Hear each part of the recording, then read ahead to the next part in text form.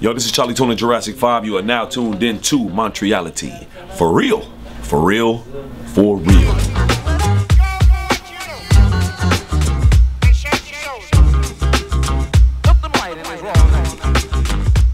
You know, in the beginning, I was a dude who, you know, I liked school. I liked aspects of school. I was attracted to the things, I guess, now that I'm doing now, which was like English. Like English class for me was the epitome of just like being able to paint pictures with words. I used to challenge myself and try to do creative things when the teacher would give us room to creatively write. You know what I'm saying? So English was one of my best subjects. And of course art. I was in there painting like crazy. You know what I'm saying?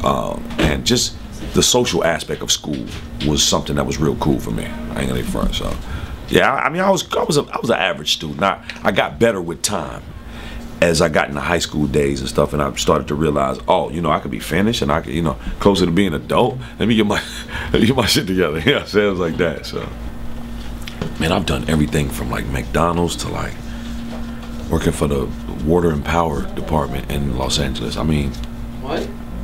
Security guards. A friend of mine whose mom owns a company that did a lot of advertisements for strip malls and malls and you know, up and coming situations like that. She you know, was the advertiser for it. You know, pretty lucrative business, but he eventually became the first manager for Jurassic 5, and you know, he's one of my best friends or whatever. But me and this dude used to do jobs, you know, for his mom, like odd jobs, man, from stuffing envelopes to, you know what I'm saying, like, you know, mail boys. I mean, it's everything, man. I was just on some extra money stuff, and that brought me to, like, you know, being a barber for my high school cats and stuff like that, man. Like the whole basketball team and the football team would come through before games. Like, we got a game tomorrow, man. You know what I'm saying? Let me get that face, son. I want S in my head. I want, you know, all that kind of craziness. So we used to do that back in the day. But I was an early dad, man. I had my son when I was 20, and it, you know, it became an extra hustle to just make sure that he ate. So, you know, I'll just say on some Malik Shabazz stuff, man. You know, by any means necessary is how I was trying to feed us. Wow, I bought a car because I needed a car, man. The car that I had, my mom gave me. It was a Toyota Corolla, and it was very reliable. But you know, that's my mom calling right now. You know what I'm saying? And she, you know, oh, yeah. But anyway, the car she gave me was really reliable, and I had it for a couple of years. But it started to go bad on me, and I you know, I wasn't really in a position until that first check to, you know what I'm saying, to do anything about it. So I just rolled it till the wheels fell off. To be perfectly honest with you, man. So yeah, I bought a truck. I feel like success is a state of mind, a perspective. You know what I'm saying? And each individual has their own perspective of what success is, and I feel like mine has always been to be able to sustain the food, clothing, and shelter for my family. You know what I'm saying? In a way where I didn't have to worry about it. Like, I never wanted to be, because I've struggled. You know, my family struggled. I've been part of all kind of craziness, and I never wanted that for my son. So, you know, success is me being able to put him through college. You know what I'm saying? Success is me being able to buy him a car and, you know what I'm saying, do the things that he like needs, his necessities and stuff, you know what I'm saying, and being able to be like, I guess the foundation, the brick wall that he can lean on, you know what I'm saying, when he need to. I think that's success for me, but I welcome anything higher than that for sure, but I think that that's definitely what I strive for, just to be able to maintain that to the day that I leave. Yeah, do I enjoy reading? Yeah, for sure, definitely. As an MC, man, you gotta be like, you know, well versed in a lot of different thought processes and philosophies and stuff. You know, just to be, it broadens your mind, it opens doors, it makes you, you know, build on certain ideas and topics and come up with different creative things depending on, you know, who you are. Yeah, man, well, a book that changed my life, man, on how I thought about who I was as a person and what I wanted out of life was the Autobiography of Malcolm X. it changed my life, man. It really did. It was, you know, above and beyond the religious aspect of it.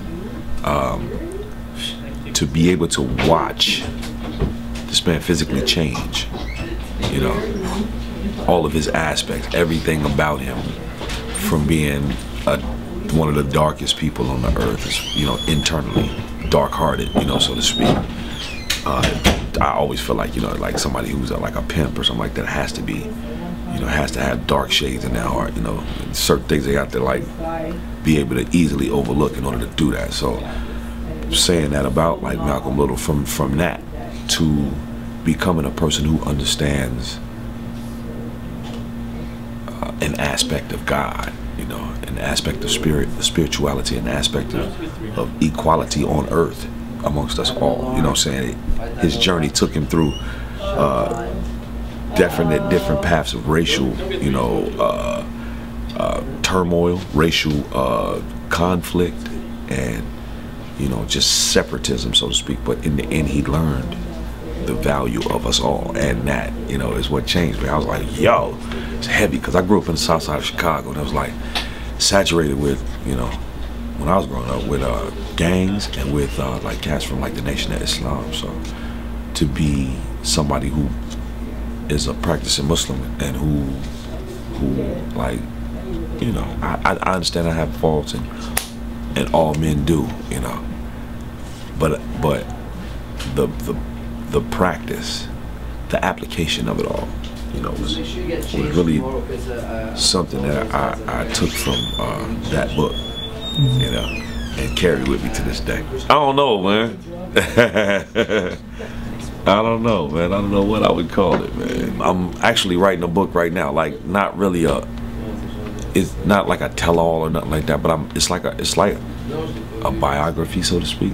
But then the book is really it's catered to like coffee table style, like displays of my artwork and photography and such, you know what I'm saying? But I don't know, man, as far as like writing one, all of the things that I've seen, it would definitely encompass that. But call it what I would call it, I don't know, man. The misadventures of CHALI 2NA. Wow, that's a deep thought, man. That's a deep thought. Okay, let's get on that for a second. If that whole aspect exists, and I was somebody or something in a previous life, I probably was a fish. I was Mr. Lippet. I was one of Aquaman's homies. No, I don't know, man. I don't know. I don't know how to answer that one, man, because I'm trying to think, like, if I based it on characteristics, I mean, I probably was somebody's mother. For real. That's probably what I was, to tell you the truth. Somebody's mama, like, baby, is you okay? Put your coat on. You know what I'm saying? I was that, you know, I was that person. Oh, wow, I got a bunch of them, man. Well, Bugs Bunny was my favorite character for a long time, until my pops, man, sat me down one day. And it was a cartoon, a Bugs Bunny episode where they went on this safari in Africa, and he was just like shook. He was mad. He was like, you can't watch this shit in my house no more, because, you know, Metro Goodwin and Meyer and them dudes was on, you know, it was, you know, some racist cats up in that. So it's a couple of little super like racist innuendos, and, you know, he showed them to me, and I was like, oh, okay, well, fuck Bugs Bunny then. You know what I'm saying? Like that.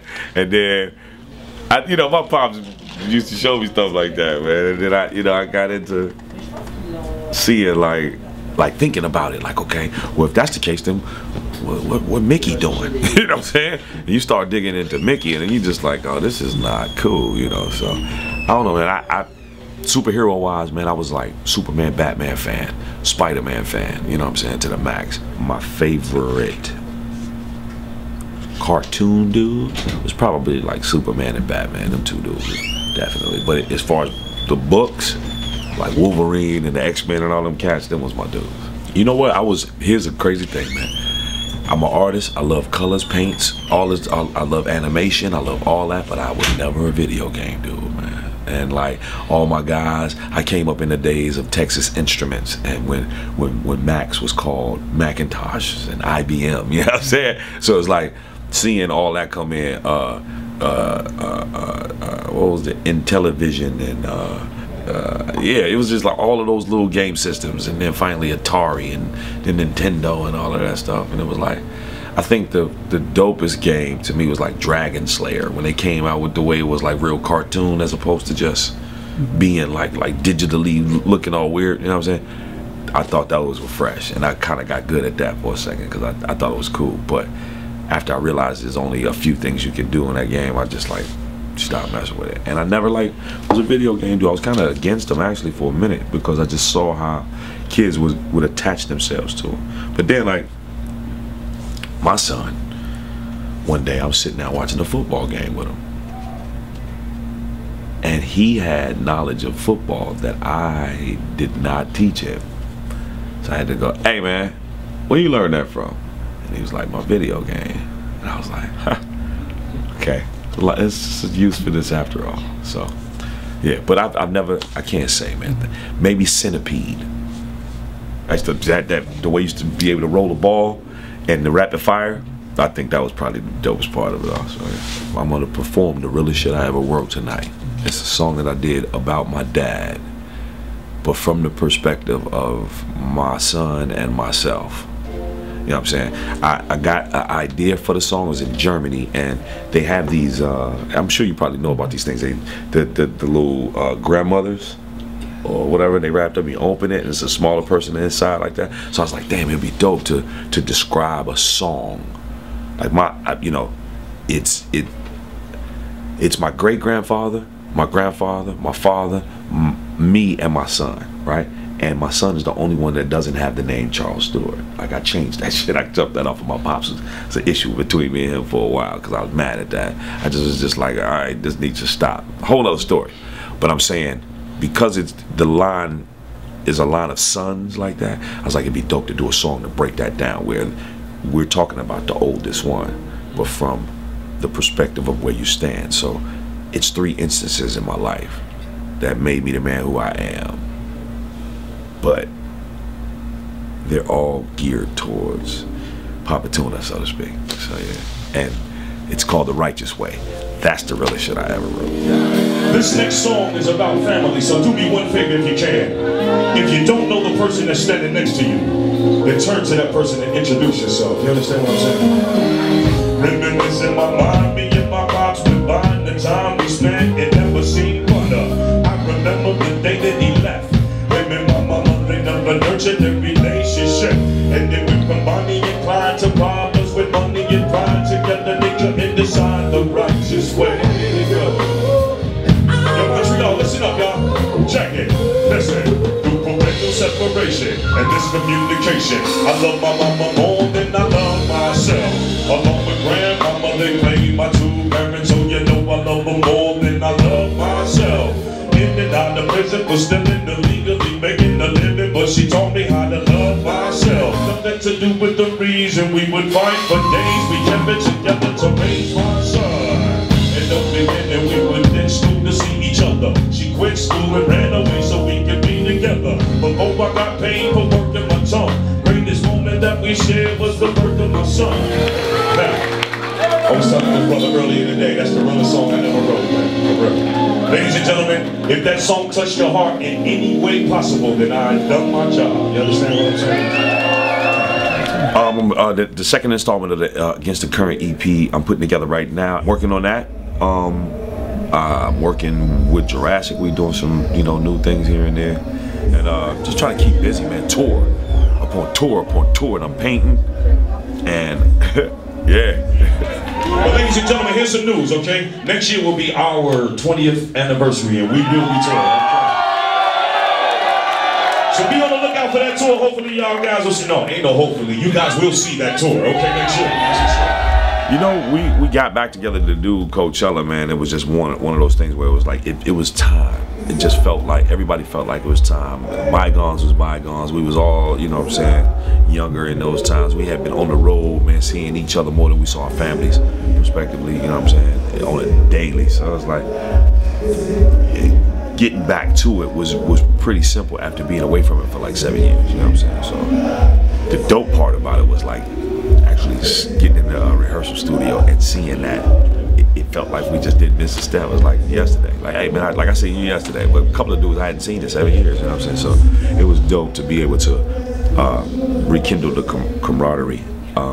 And all of the different things that we shared that brought us together in the first place, you know what I'm saying? As well as the music feeling like we just had never stopped, you know what I'm saying? So it was dope, man. It's really dope. Okay, everybody you just named, which is dope to me, is people who provoke the youth right now, you know what I'm saying? And in the same way that you could name like Run DMC, LL Cool J, and I'm not like comparing them as far as skill or, you know, stature or whatever they did. I'm just saying the element of how they affect these kids is what I'm looking at, and I respect it to the max. You know what I'm saying? I really do, because I'm 43 years. I'm older than a lot of these cats. I've said it in one of my songs. You know, I watched hip hop escape from New York like Kurt Russell. I saw it. You know what I'm saying? I seen it affect everybody. I seen it do the things that it's done, and it's a beautiful thing to be able to see that enthusiasm back again in the kids that go in the crowd. Kendrick opened up for Jurassic at Fuji Rock this year, which was dope. He opened up for us at the Fuji Rock Festival, so to be able to see, and like, I'm talking maybe even 3 weeks, maybe 2 weeks before that, I took my wife to see him play. And, you know, just to see how he affected the crowd, and how the people were you know what I'm saying, enthused, and then you look around and you see the age, you know, of the people that are really reciting the songs, and I'm like, okay, this reminds me of being in, you know, I saw him at the Staples Center when I was in LA, you know, in 87, 88, going to like the Def Jam tour and seeing Public Enemy and Run DMC and all these different people, you know what I'm saying, and seeing how the kids, they reacted the exact same way. That to me is nostalgic, and it feels good, you know what I'm saying, that any kind of music exists that can bring that out of these kids. I think it's dope, man. You know, he grabbed the rug, man, from up under all these comfortable motherfuckers, man, and just snatched it a little bit, man. Made a few dudes stumble. Made a few dudes go like, the hell? What the hell was that? There's a lot of people out there that's comfortable. A lot of people comfortable. And it's funny because we are about our performance, like, more than anything, more than being the best lyricist, more than any of that shit. We are about entertaining the people, because we come from the stock and the cloth of like Cold Crush Brothers and people like that. These are the people who we emulate, you know what I'm saying, and who we pay homage to each and every time we touch that microphone, as far as like as the conglomerate Jurassic 5, you know what I'm saying? That's our goal, to try to get back to the, we pay a homage as well as returning favors. You see what I'm saying? Is what we do. That being said, he dropped that Control verse like maybe a week or two after he opened up for us at Fuji Rock. And it was dope because you saw the old, the new and the old. Like when he played, the crowd, Japanese people, they knew that Japanese people love hip hop. So if it's new and it's dope, they gonna know the words, everything. Seeing this crowd of people singing his songs and you know what I'm saying, it was dope, right? But like me as a performer, I could like see how experience and the lack thereof in certain aspects, you know, would turn his show into something else. But he just has to go through the process because he's a young artist, you know what I'm saying? Dope on the pen, you can't front it, in the right place, right time, music is dope, right? But I'm just saying, like, that particular part, it was cool to see him do his thing, and everybody's like, Kendrick Lamar, that was dope. And then us come out there, Jurassic 5, we ain't been out here 7 years, we ain't got no hits, we ain't got this, then the third, but just tear the whole roof down, you know what I'm saying? It's one of those things, it's like, it felt good to almost be a part of that. It's like, yeah, you spit that Control verse, and that's dope, because it's a lot of lyricists out there that was comfortable. But at the same time, even you have to think back and go, okay,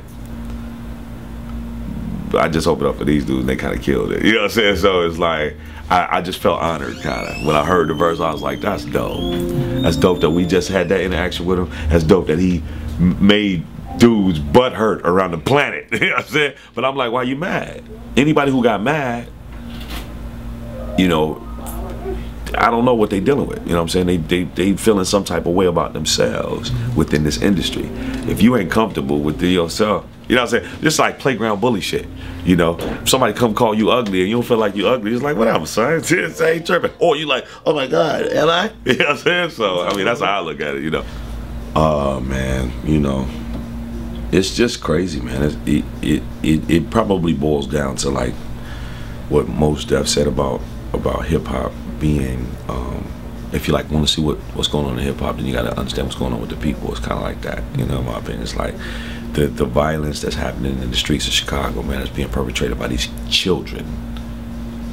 Is just atrocious, right? And it's being reflected in the music that come out of Chicago, and unfortunately, it's entertaining to those kids who are trapped in that life.